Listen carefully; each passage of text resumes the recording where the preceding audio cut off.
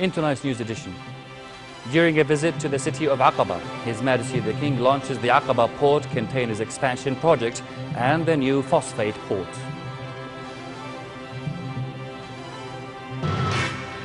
A royal decree is issued appointing 75 new members of the Senate and another appointing الروابط as president. And in Syria, rebels attack a gas pipeline, plunging the capital into darkness, and also detonate a car bomb in Daraa city.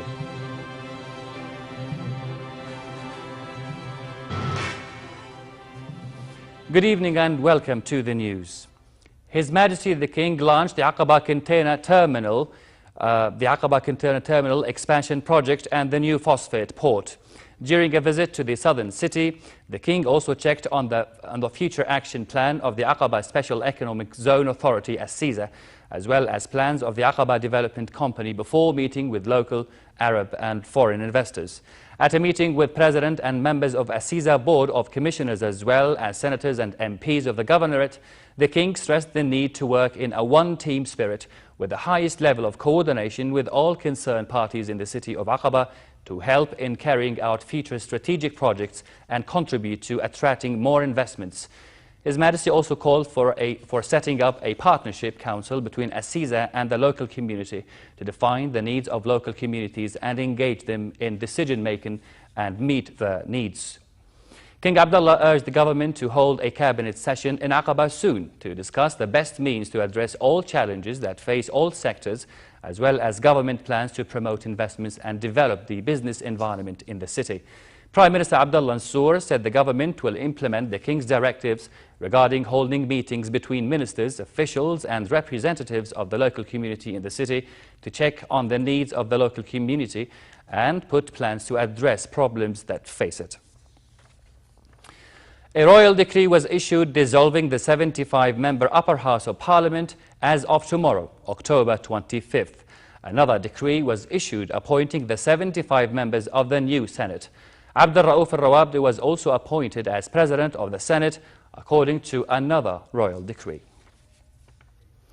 Prime Minister Abdullah Mansour said all Jordanians agree on the need to achieve reforms in the country, adding that the only difference with popular movements is the speed of implementing these reforms. In an interview with Ru'ya television, Mansour added that His Majesty the King is the one who pushed reforms forward, mainly the constitutional reforms and the Constitutional Court. Mansour said the government did not contact any journalist or website to interfere in their work, noting that the majority of Jordanians do not want violence, but rather reforms through peaceful means.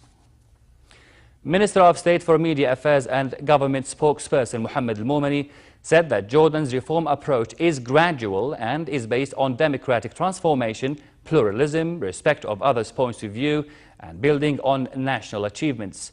Momani, who led Jordan's delegation to discuss a national report at the Human Rights Council in Geneva, said that conducting both the parliamentary and municipal elections were important events on the path of democracy and comprehensive reforms.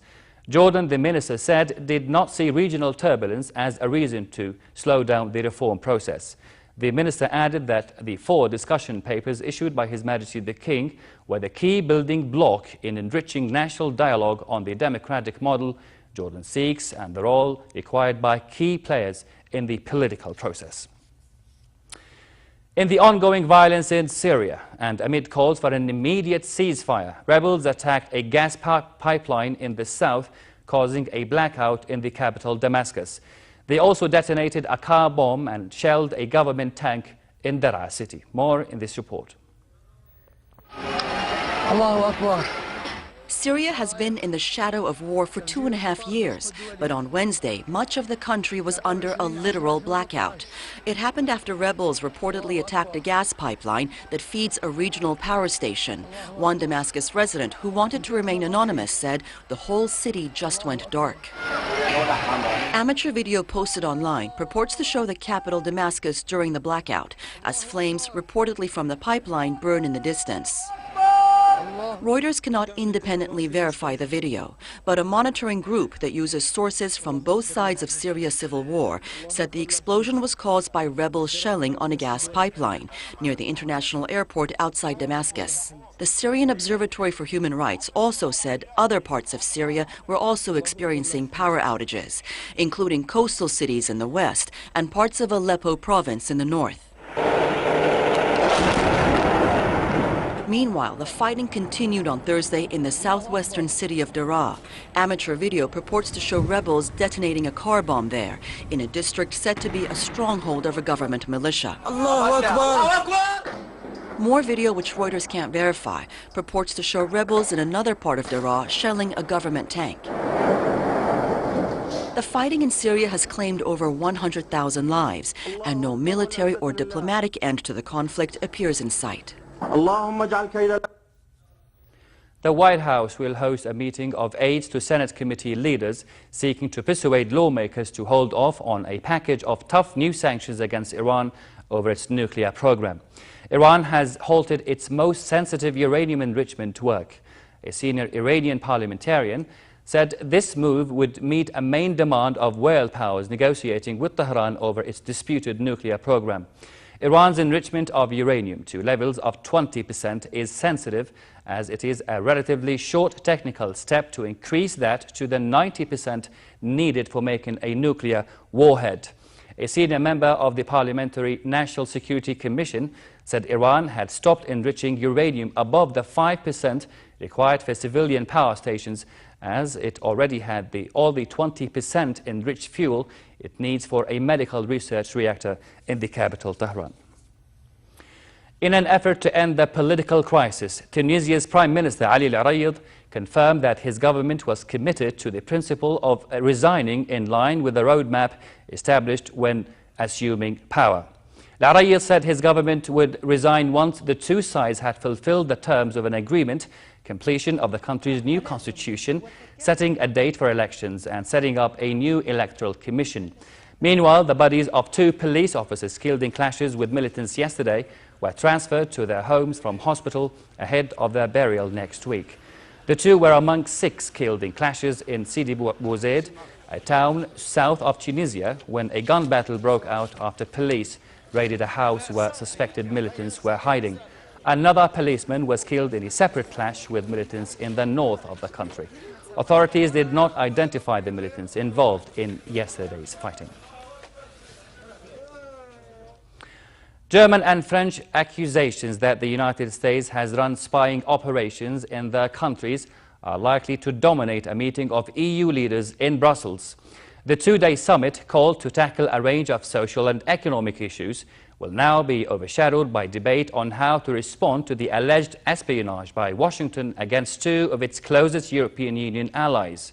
While Berlin and Paris are likely to find sympathy among many of the EU's 28 member states, domestic security issues are not a competence of the European Union.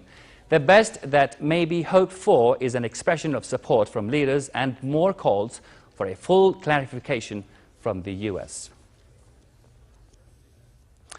Now to the world of fashion and the Jakarta Fashion Week. Indonesian designers sent models onto the runway to show off their latest designs. Local designer Peggy Hartano's collection was full of clothes that reveal the shoulders and backs of models.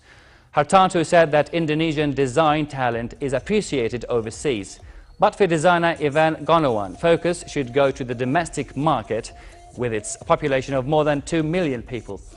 As the country with the world's largest Muslim population, Indonesia has high demand of clothing wear that adhere to Islamic religious norms. Designer Risti Tagore showed her batik ethnic collection that included headscarves with a variety of bright and vivid colors. Jakarta Fashion Week started on October 19th and will run until October 25th.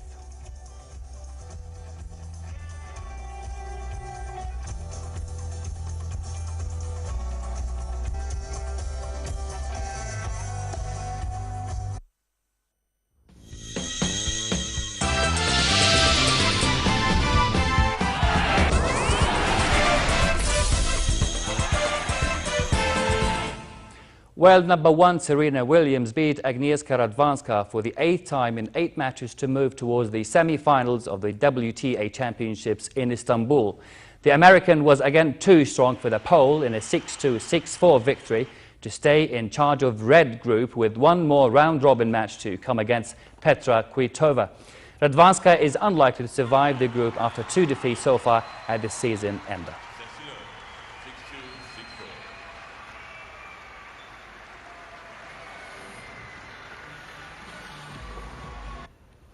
Earlier in white group, Serbia's Jelena Jankovic beat second seed Victoria Azarenka 6-4, 6-3, aided by 40 unforced errors from her erratic opponent. Jankovic had lost her last 17 matches against players ranked in the top 4.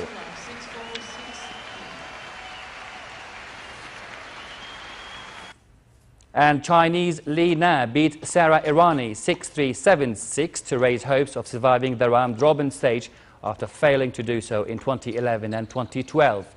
Li Na will next play her second round-robin match against Jankovic.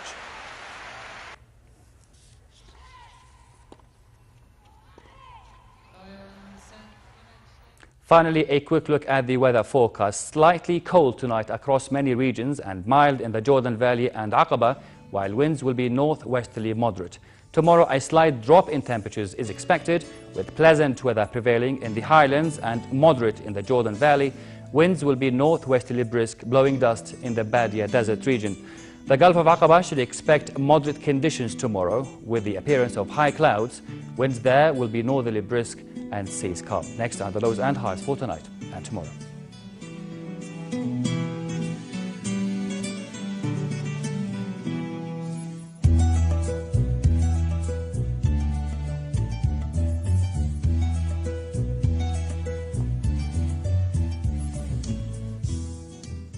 To end the news, here is a reminder of the day's top stories. During a visit to the city of Aqaba, His Majesty the King launches the Aqaba Port Containers Expansion Project and the new phosphate port.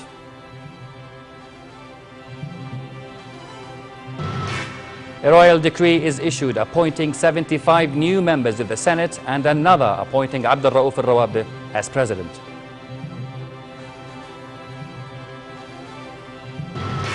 And in Syria, rebels attack a gas pipeline, plunging the capital into darkness, and also detonate a car bomb in Daraa city. And that's the end of tonight's news. I'm Ra'ad Luptoush. Thanks for watching and have a good night.